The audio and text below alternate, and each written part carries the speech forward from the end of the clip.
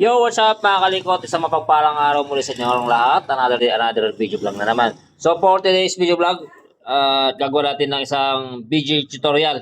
Yan, so gagamit tayo ng drawing. Yan, dahil hindi pa dumarating yung order natin na auto ignition switch. Yan, marami na kasi nagre-request nito. Yung paano yung pag-install sa mga primary type na motor. Yung katulad nitong susian, yung auto start ignition switch. Yung ganito. Susi. Start.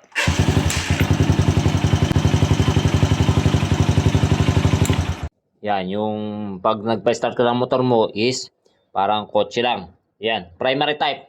Sa mga battery operated kasi, madali lang ikabit. Sa primary type. So, pag primary type ang yung motor, tulad ng mga TX125 Alpha, yan mga stock, pag di pa battery operated, mga primary type din sila. Tapos ibang mga China brand, mga Pantra na motorsiklo, mga primary type yan. So, applicable ito sa primary type na motorsiklo, okay? So, kung ayaw nyo i-battery operated, yung motor, kasi iba battery operated. So, kung ayaw nyo i-battery operated, so gagamit tayo ng relay, okay? So, bili ka ng relay, yan, 5-pin on relay, which is PDT single pole double throw. Meron siyang 30, 87A, 87, saka 85, 86. Okay. So, yan yung may drawing tayo rito. Okay. So, ito yung magsisilbing yung ignition switch natin. Meron siyang 3 wires. Which is yung wire niya. So, lalagyan ng wire yan sa likod ng susian. So, tinuturnilyo lang naman yan. Yung number 1, ito, lagyan nyo ng wire. Mas better kung meron kayong mga wire color coding, red, black, at saka blue, ganyan. Pero ito, yan. Lagyan yung wire yung 1 sa positive wire or, di ba sa wire harness, di ba? Ito yung wire harness ng yung motor. Yan, ito yung susian niya. Mga primary type na susian, meron siyang 4 wires, which is red, black, green, saka black na merong lining na white, which is ito nga yung kill switch. Yan. So, pag tinanggal nyo ito yan sila. Yan. So, pag tinanggal mo itong susian, magiging ganyan. So, yung number 1 ng ignition switch, yan. Dito nyo i-connect. Yan, sa red wire. Sa positive, papunta positive ito, makaliwat positive ng battery, which is dumaan din ng regulator rectifier. Okay? Tapos, unahin natin ito sa number 3. Okay? Ito, number 3. Number 3, trigger ng starter trigger.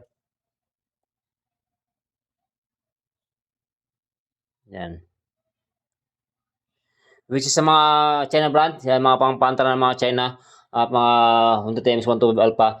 Ang trigger ng starter niyan is yellow na mayroong lining na red. Okay, yellow na mayroong lining na red. Di ba yung pindutan, mayroong dalawang wire yon.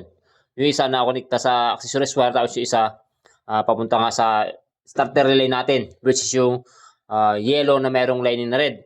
Doon natin i-connect yung number 3. Okay? Yan. Tapos itong number 2, yan. So, isang wire lang yan, di ba? So, gawin yung dalawa. Lagyan nyo ng dalawang wire. Yan. Zoom natin kunti. Bakit gagawin natin dalawa?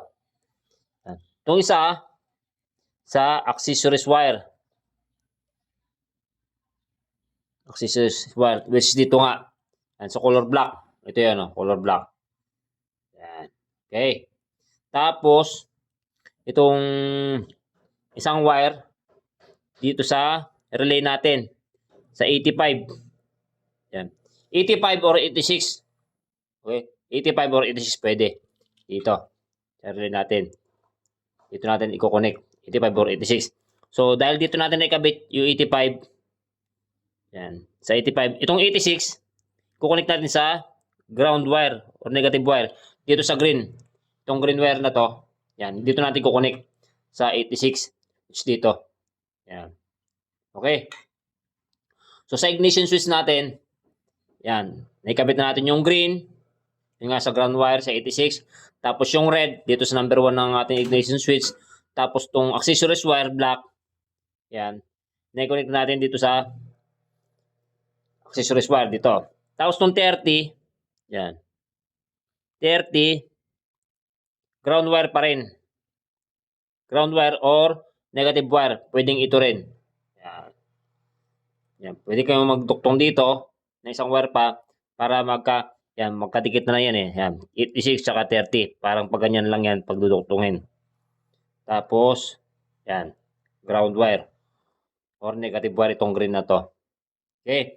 Tapos tong black na merong line na white, which is ito nga yung kill switch natin. Saan natin i-connect? Dito sa 87A ito. 87A. Yan. 87A. Dito yung black na merong line na white. Yan. Kill switch. Ito yun. So, ganoon lang mga kalikot. Gagana na yung ating auto start kaysa primary type. So, paliwanag natin. So, dahil ito nga, positive to, di ba? Yan, red wire. So, kapag naka-off, yan, naka-off yung ating susian, itong 30 saka 87A magka-connection. Okay? Nasusupply niya ng ground yung kill switch, yung black na merong lining na white. Ito. Which itong kill switch natin, itong black na merong lining na white, papunta ito sa ating CDI. Ito. Primary type na CDI. So, dahil nasusupplyan nga, naka-off, may continuity ito or may connection itong 30 sa 87A. So, nasusupplyan niya ito ng ground. So, nakapatay. Naka-off yung ating motor, yung makina natin. So, pag susi natin, magkakaroon ng connection yung positive tsaka yung accessories wire, yung number 1 saka number 2. So, masusupply niya ng positive to accessories wire. At the same time, masusupply niya ito ng positive to ating relay. Okay. So, dahil may nakabang na rito ground, tapos pag nasupply nito ng positive, magti-trigger yung coil. Magti-trigger yung coil, yung 30 tsaka 87, mawawalan ng connection. Ang magkakaroon ng connection is yung 30 tsaka yung 87A. So, mawawalan siya ng connection sa kill switch. Mawawalan ng connection ng ground sa kill switch. Kaya papandar ng atin yung ating motor. So, ganun lang mga kalikot. Mag-connect ng connection ng ating auto start ignition switch. Yan, para pag-start guys, parang kotse lang sa motor na primary type. Yan.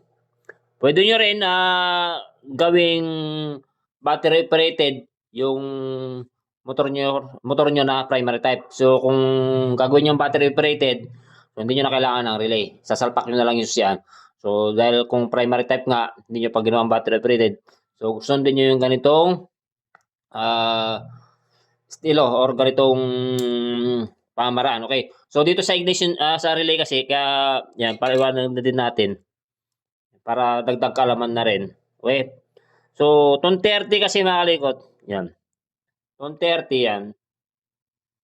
So, pag hindi pa napasok ng positive tsaka negative itong 86 saka 85, so wala pang trigger na mangyari, yung coil hindi pa gana. Okay? So, ang may connection, yung 30 tsaka yung 87A. Ito yan, no, mga kalikot. Itong contact na to. Ito lang. Para dagdag kalaman na rin, okay? Ito. Yan, gumagalaw na yan. Ito yung 30, itong gumagalaw na to. Yan. Tapos, itong contact point na to, yung dinidikitan niya, is yan yung 87A. Yan. So, kapag napasukan na ng positive at negative, itong 86 saka 85, titrigger itong coil, mamagnet niya ito. Itong 87, itong 30. Yan. Pag na-magnet niya yan, ang magdidikit naman is yung 30 tsaka yung 87, which is ito yung 87, no? Yan. Itong contact point na to, didikit na pa ganyan. So, yun nagpapangsyon yung relay natin. So, connection pa rin sa ginawa natin video dahil nga gumamit tayo ng relay para mas maunawaan nyo kung bakit gumamit tayo ng relay. Tsaka dagdag kalaman na rin sa relay. So, gawin lang mga kalikot. Sana meron kayong natunan or pag mag-install kayo ng ganito. Okay, thank you.